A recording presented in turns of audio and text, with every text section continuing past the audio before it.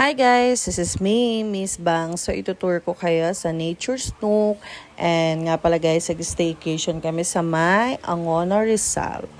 So pagpasok nga pala guys ng bahay, ang bubungad sa inyo ay itong aesthetic na ito. No, mga mare, 'di ba? May pa-video okay pa sila. So, ayan, sobrang ganda. And may aircon na din sila. So, yung kasama ko, sobrang busy niya, 'di ba? Kumanta-kanta na siya dyan. So, eto naman mga mare. So, hindi nyo na kailangan magdala ng tubig. Meron na sila. May hot and cold. Meron ng ref. Pag gusto nyo magdala, bumili kayo ng pagkain. Ayaw nyong bumili sa labas. Gusto nyo makatipid. Gusto nyo lang mag-relax. O, pwede kayong bumili. Ilagay nyo lang doon. May oven na sila. At saka mga mare, kompleto na rin sila ng mga gagamitin sa pagluluto at meron na din silang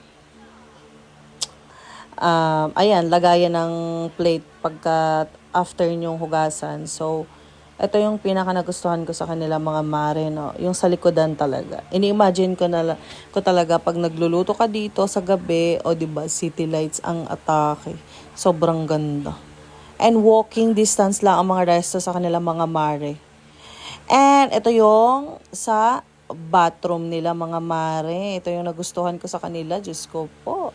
Tignan nyo naman, may pa-aesthetic pa ang kanilang salamin. Pinipindot-pindot pa. Wala naman kasi ito sa sa bundok. Charis. Ayan, kompleto na ang kanilang. Meron na silang pasabon, mga mare. May shampoo, may body wash. O, di ba, pag mahilig ka mag-selfie, pwede mo pindot-pindutin yan. O, may pa-hot and cold na din sila dyan. Di ka na problema, mga mare.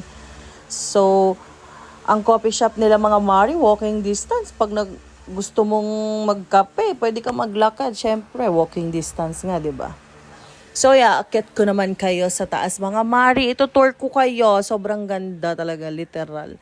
So pag akit nyo mga mare, no, bubungan sa inyo, ano pa ba nga ba? E di itong cabinet, pag nagdala kayo ng madaming mga gamit, dyan nyo lang ilagay mga mare. Para hindi kayo ma-stress pa, hindi ba kalat-kalat? Ano ba? So ito yung kabilang room mga mare. 'Di ba? Pag madami kayo, nako, siguro mga 12 person kasya dito. Sobrang sulit. Alam nyo ba yon? May pa-aircon pa, may pa-aesthetic na salamin pa. Diyos ko po, saan ka pa?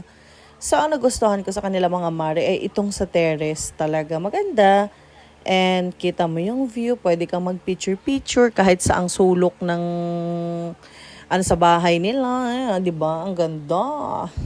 So, itutour ko naman kayo mga mare sa